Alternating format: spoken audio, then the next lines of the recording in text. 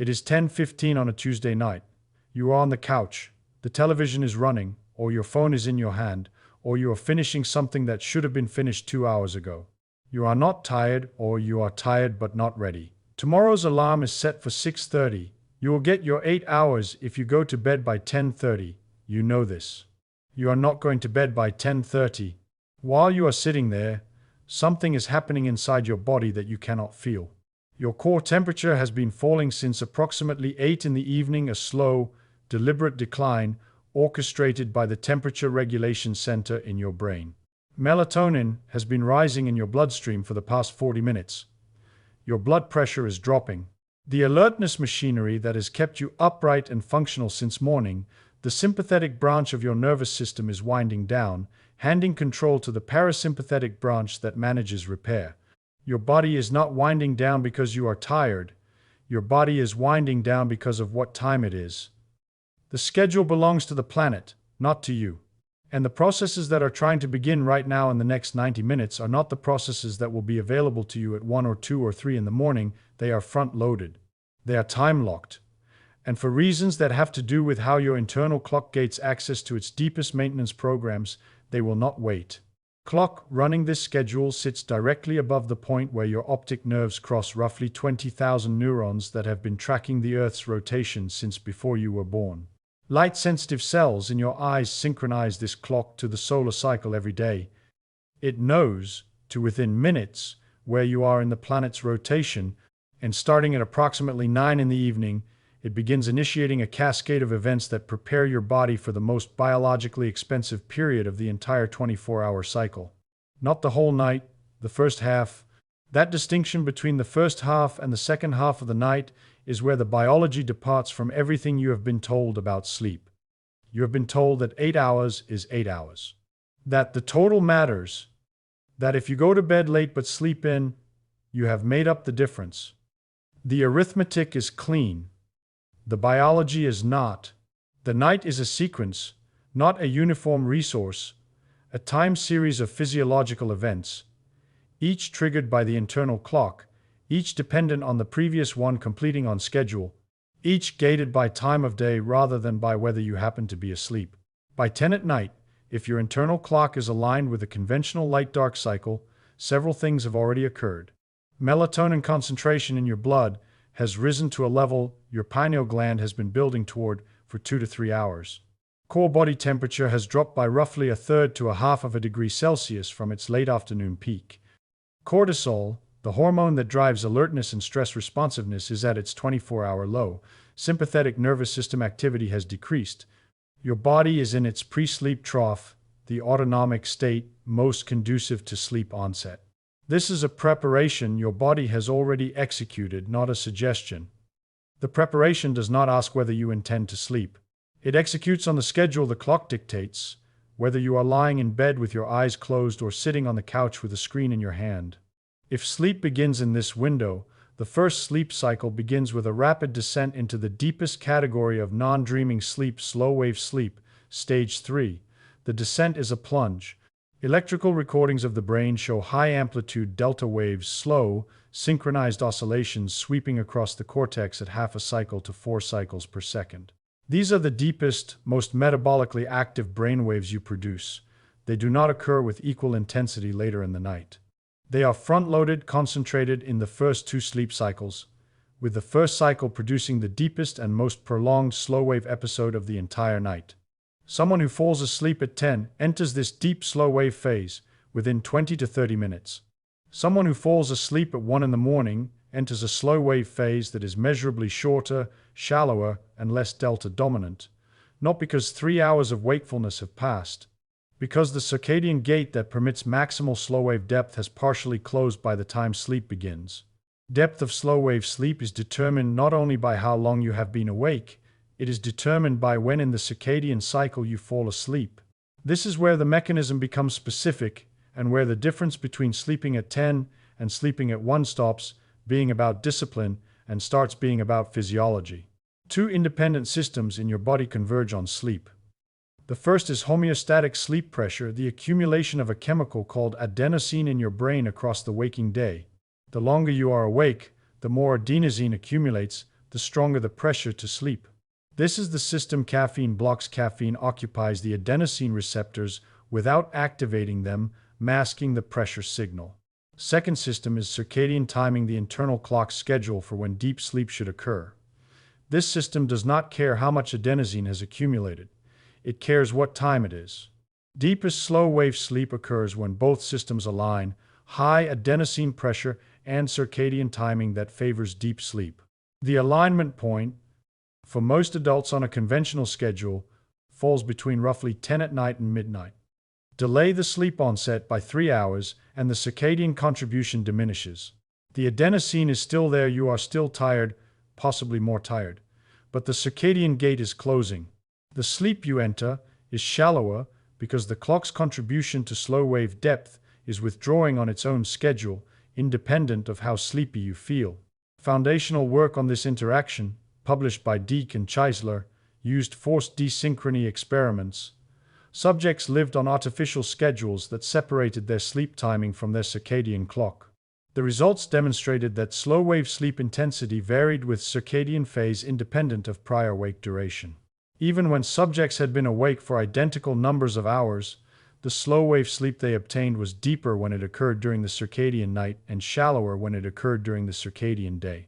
The clock was gating the quality of sleep regardless of how tired the brain was. Circadian system does not just suggest when to sleep. It gates how deep the sleep can go. The gate for maximal slow-wave depth opens in the early biological night and progressively closes through the night. By the time a late sleeper finally lies down at 2 in the morning, the gate has narrowed. The slow-wave sleep they obtain is not zero, but it is less deep, less prolonged, and contains less of the repair activity that makes the first 90 minutes of correctly timed sleep biologically different from the first 90 minutes of late sleep. Now, what happens during those first 90 minutes that makes them worth more than the hours that follow? Because the gate is not abstract. 3 specific repair processes reach their peak activity during deep slow-wave sleep, and each of them is reduced or absent during lighter sleep stages. First, growth hormone. Your pituitary gland releases growth hormone in pulses throughout the day, but the largest pulse, accounting for approximately 70% of total daily growth hormone secretion in adults, is linked to the first episode of slow-wave sleep. The link between growth hormone and slow-wave sleep was demonstrated by Van Korter and colleagues. This pulse is specifically tied to the onset of slow-wave sleep, not to clock time and not to sleep onset itself.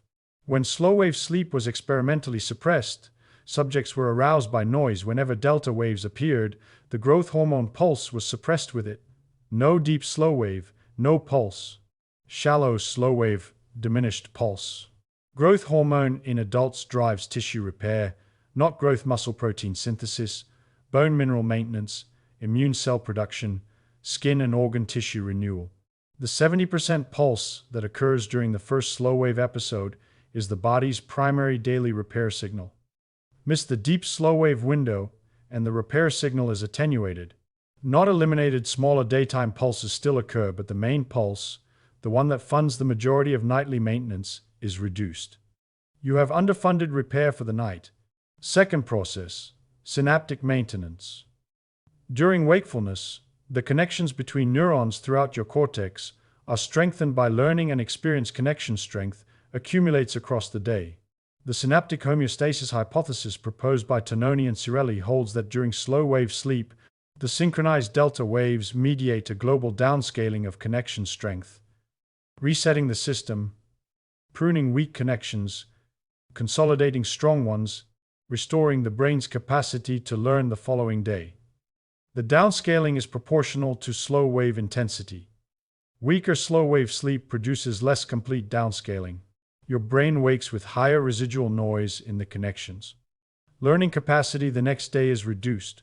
The feeling of mental fog after a late night is the residue of incomplete synaptic maintenance. The brain did not finish resetting because the slow-wave sleep was too shallow to complete the job. Third process, immune maintenance. Research, published by Besedovsky and colleagues, showed that slow-wave sleep is associated with increased production of specific signaling molecules, cytokines that regulate immune cell activity. Your immune system's maintenance operations are partially gated by sleep stage. Disrupted slow-wave sleep produces measurable reductions in natural killer cell activity and T-cell function within a single night. Not across weeks of poor sleep. Within one night of reduced slow-wave depth. 3 repair systems. All peaking during slow-wave sleep. All front-loaded into the first 90 minutes of correctly timed sleep. All dependent on the circadian gate being open when sleep begins. Brain has its own waste clearance system described by Nedergaard and colleagues that operates preferentially during sleep. During wakefulness, the space between neurons is narrow norepinephrine. The chemical signature of alertness keeps the cells lining the channels swollen shut. During sleep, norepinephrine drops, the cells shrink, the channels open, a chemical valve that only opens when alertness withdraws. The interstitial space expands by approximately 60%, and cerebrospinal fluid flows through the expanded channels, flushing metabolic waste products out of the brain. Among the waste products cleared by this system, amyloid beta, the protein associated with Alzheimer's disease. A finding published in Science by Sia and colleagues showed that the clearance rate of amyloid beta was approximately twice as fast during sleep as during wakefulness. The system requires the specific neural state of sleep, particularly slow-wave sleep, when the synchronized delta oscillations create pressure waves that help drive the fluid through the expanded spaces. Peak clearance activity occurs during the deepest slow-wave episodes, which are front-loaded into the first 90 to 120 minutes of correctly timed sleep. Someone who falls asleep at 10 and enters deep slow-wave sleep by 10:30 runs their brain's waste clearance at peak efficiency for the next 60 to 90 minutes. Someone who falls asleep at 1 enters shallower slow-wave sleep and runs the clearance at reduced efficiency, less expansion, less fluid flow, less waste removed. The waste accumulates, not catastrophically in one night, incrementally, across weeks and months and years of consistently missing the deep slow-wave window. The connection between chronic sleep disruption and neurodegenerative disease risk has not been fully established as causal, but the mechanistic pathway through waste clearance is one of the strongest candidates for explaining why poor sleep quality, not just poor sleep quantity, correlates with elevated Alzheimer's risk in long-term studies. That asymmetry, the first 90 minutes of correctly timed sleep, containing the deepest slow-wave episode, the largest growth hormone pulse, the peak waste clearance, and the strongest immune maintenance signal, all of it gated by the circadian clock rather than by how many hours you sleep, is the data that made 8 hours stop meaning what I thought it meant. It is now 1 in the morning. You are still awake, or you have moved to the bed but have not slept. Your phone is still glowing. The blue enriched light from the screen has been reaching the light-sensitive cells in your eyes for 3 hours, and each photon has been telling your master clock that it is still daytime. Here is what has happened since 10. Melatonin, which should have been rising steadily and reaching its peak in the next hour, has been suppressed. Blue-enriched light at the wavelength screens emit suppresses melatonin for approximately twice as long as green light, of similar brightness, and shifts the circadian clock by roughly 3 hours versus 1.5. As Lockley and colleagues demonstrated, your melatonin curve has been pushed later. The signal that tells your body it is night, begin nocturnal repair, has been delayed by the device in your hand. Your core temperature, which should have reached its steepest decline by now, has been held higher than its natural trajectory. The sympathetic activation from screen content and blue light exposure has partially overridden the evening cooling program. The thermal gate for sleep onset, the 0.5 degree to 1 degree core temperature drop that the sleep-initiating neurons in your brain require, has not been fully crossed. Cortisol, which should be at its 24-hour low point in your blood, is slightly elevated, not dramatically, but measurably, because the wakefulness and the light exposure have prevented the full nocturnal cortisol suppression, and the slow-wave gate has been closing. The circadian window that supports the deepest delta wave sleep has been narrowing for 3 hours. When you finally close your eyes at 1:30, the slow-wave sleep you enter will be measurably shallower than the slow-wave sleep you would have entered at 10:30. The growth hormone pulse will be smaller. The synaptic downscaling will be less complete. The waste clearance will run at reduced capacity. The immune signaling will be attenuated. You will sleep 8 hours. You will wake at 9:30. You will have obtained the quantity of sleep that every guideline recommends. But the first 90 minutes of your sleep, contained less repair, less clearance, less growth hormone, and less deep wave intensity than the first 90 minutes of a 10 o'clock sleeper's night. The arithmetic matches. The biology does not. If you routinely sleep from 1 to 9, you do not feel dramatically impaired. This is the dangerous quality of circadian misalignment. The deficit is subtle, cumulative, and below the threshold of self-detection. You feel slightly more tired, slightly less focused, slightly more reactive, slightly more hungry for high-calorie food because the hormones that regulate appetite are disrupted by reduced slow-wave sleep, the hunger signal arriving stronger and the satiety signal arriving weaker than they should. Slightly more likely to make a poor decision, send a message you should not have sent, interpret a neutral comment as hostile. None of these effects is dramatic enough to attribute to sleep timing. You attribute them to stress, to age, to personality, to life being hard. Your body does not label the deficit. It simply operates at reduced capacity and lets you narrate the decline however you choose. If you are over 45, the timing matters more than it did at 25 because the slow-wave sleep you produce has already diminished with age, and the circadian window is the only factor that maximizes what remains. Slow-wave sleep declines naturally across the adult lifespan. Van Korter's research showed that between age 25 and age 45, the amount of deep slow-wave sleep per night decreases by approximately 60%. By age 55, some adults produce very little stage 3 slow-wave sleep on any given night. The decline is structural. The aging cortex produces fewer high-amplitude delta waves. The synchronization across brain regions that generates the deep oscillation weakens, and the growth hormone pulse, tied to slow-wave onset, diminishes proportionally. Decline means the circadian window carries more weight, not less. A 25-year-old who misses the 10 o'clock window still produces substantial slow-wave sleep at 1. The circadian gate has partially closed, but the brain's capacity for delta wave generation is high enough that the remaining window still produces meaningful deep sleep. A 55-year-old who misses the 10 o'clock window enters sleep at 1 with both a partially closed circadian gate and a reduced capacity for slow wave generation. The two reductions compound. The deep sleep that remains is thinner, less growth hormone, less synaptic downscaling, less waste clearance because the age-related decline and the timing-related decline multiply rather than add. For anyone whose slow-wave sleep is already reduced by age, the 10 to midnight window is where the diminished supply reaches its highest concentration. Missing that window does not eliminate slow-wave sleep.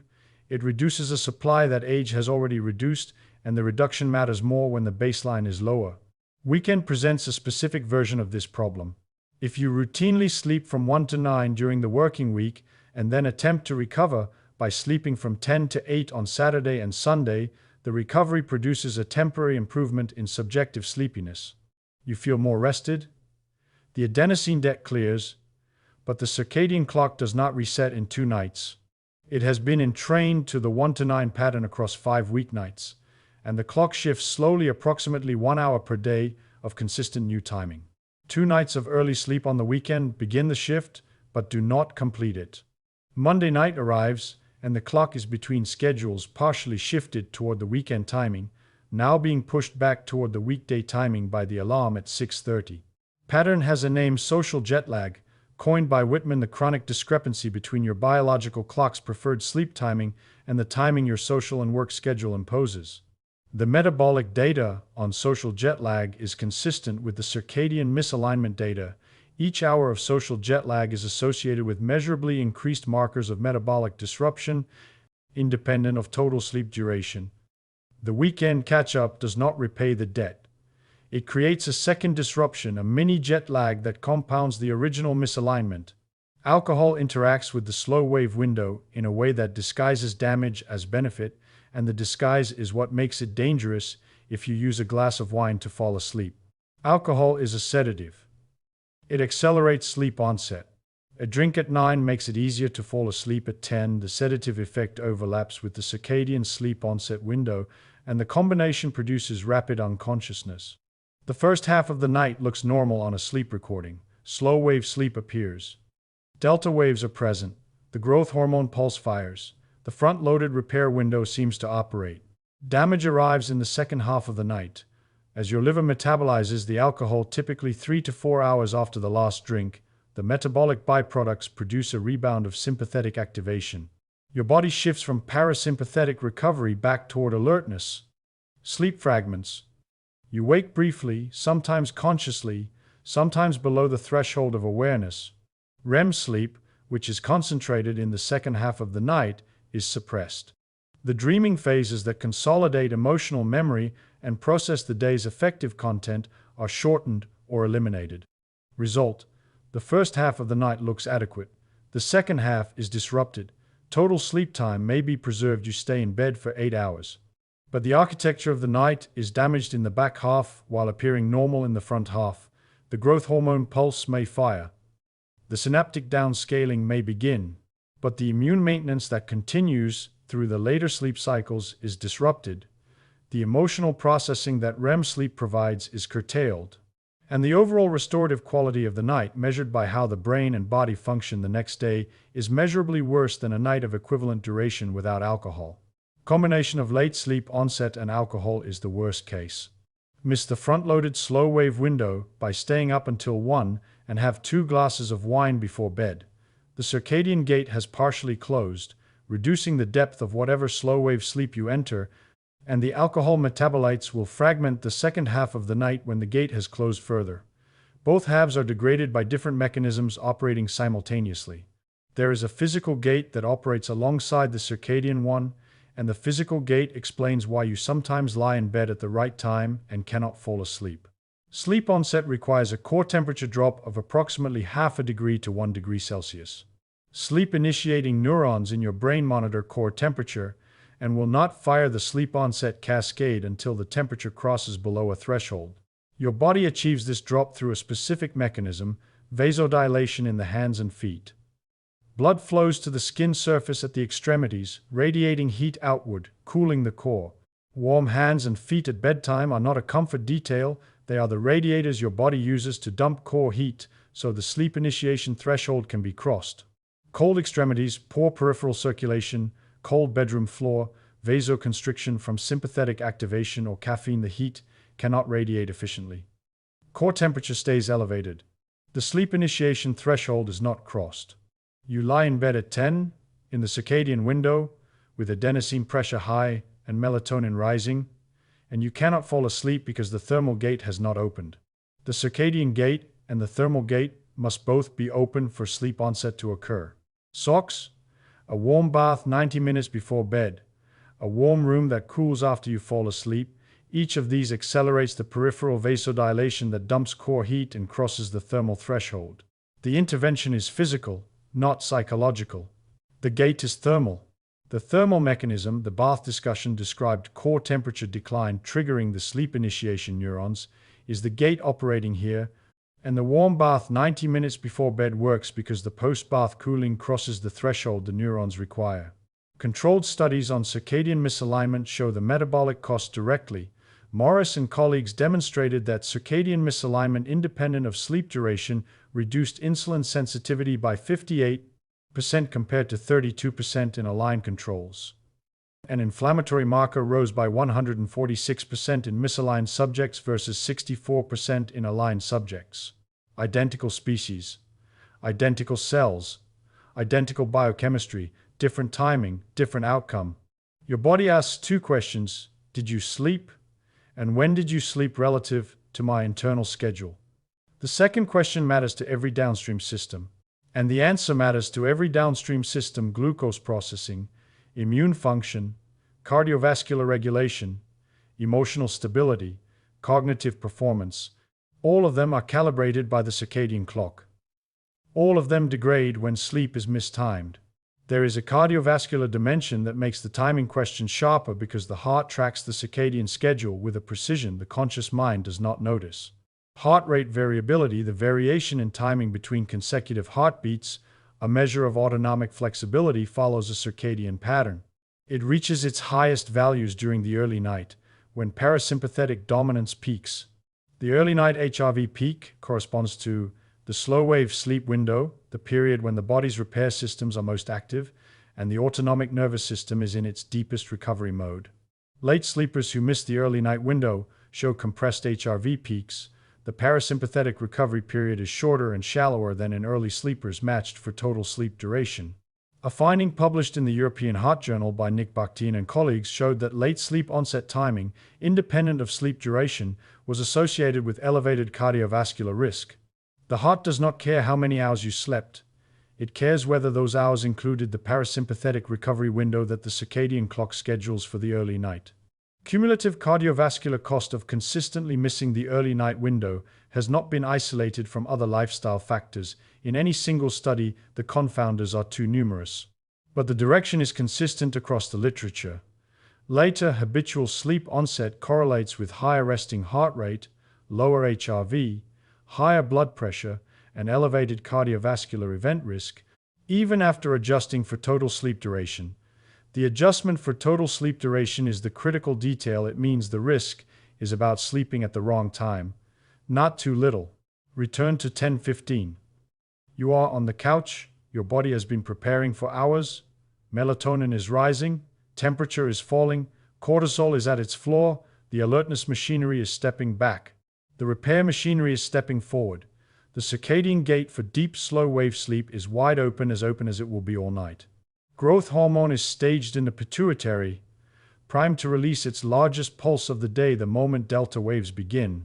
The brain's waste clearance system is ready to expand the channels between neurons by 60% and begin flushing the metabolic waste of 16 waking hours. The immune system is prepared to release the signaling molecules that maintain the surveillance cells. Everything is ready. The only thing missing is sleep. The gate will begin closing after midnight. By 2, it has narrowed substantially. By 4, the circadian system is already preparing for morning. Cortisol is beginning its pre-dawn rise. Core temperature is approaching its minimum and will soon begin climbing, and the dominant sleep architecture is shifting from slow wave to dreaming sleep. The deep repair window has passed. Whatever slow wave sleep was obtained in that window is what your body gets. There are no make-up sessions. There is no repayment of sleep debt at full value. The growth hormone pulse that was available at 10:30 is not available at equivalent magnitude at 2:30. The waste clearance that peaks during deep slow wave does not reach equivalent intensity during the lighter slow wave of late-night sleep. The night is a sequence with a front-loaded peak. The peak is gated by the circadian clock. The gate opens on schedule. The gate closes on schedule. And the schedule does not care whether you are asleep or watching one more episode. That schedule, fixed, indifferent, ticking forward regardless of your intentions, is the accounting system that ended every negotiation I had ever attempted with my own bedtime. It is 10:15. The gate is open. Everything the body needs to do tonight, the growth hormone pulse, the synaptic reset, the waste clearance, the immune maintenance, is staged and waiting for one condition. The condition requires no equipment or expertise or discipline beyond the ordinary. Close your eyes. Let the delta waves begin. The body has been keeping a different set of books than your calendar. And the books close at midnight whether or not you have made your deposit.